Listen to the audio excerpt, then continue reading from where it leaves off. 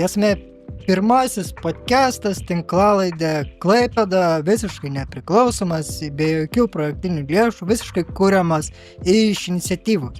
Tai reiškia, kad esame nepriklausomi ir užduodame įvairius klausimus, kurie nebūtinai apsiriboja Klaipėdą, bet paliečia visą vakarų regioną, krašto kultūrą, istoriją ir žmonės, kurie kuria Klaipėdą ir kuria Klaipėdą.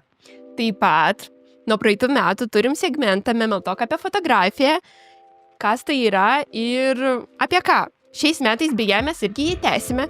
Tai segmentas Memeltalk apie fotografiją yra apie kūrybinius procesus, kur fotografai dalinasi, kurią techniką naudoja, idėjais, savo patarimais, savo istoriją. Tai taip pat, kas lieka už kadrų, atskleidžia mums. Tai Memeltalk yra pokalbiai, kurie įtraukia, įkvepia ir tikimės, kad kviečia veikti.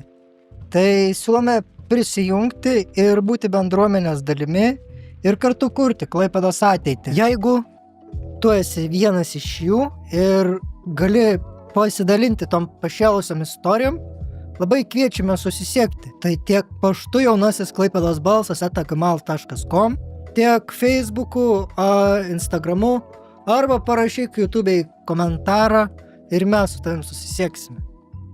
O jeigu tu esi jaunas kūrėjas, kuris renkasi kurti Klaipėdą ir kuria kažką įdomaus ir unikalaus ir nori apie tai papasakoti, lygiai taip pat parašyk mums ir mes su tavim susisieksime. Galbūt sekantis pokalbis bus būtent su tavimi. Jeigu pažiūrėjai šį video iki galo ir manai, kad esame to verti, gali paremti mus Contribui platformoje. Taip pat labai prašau paspausti tradicinius mygtukus like, subscribe, pasidalink šio video ar kitais mūsų pokalbiais su savo draugais ir skleisk žinią apie mus. Nes jauniems nepriklausomiems kūrėjams tai yra be galo svarbu. Ačiū Jums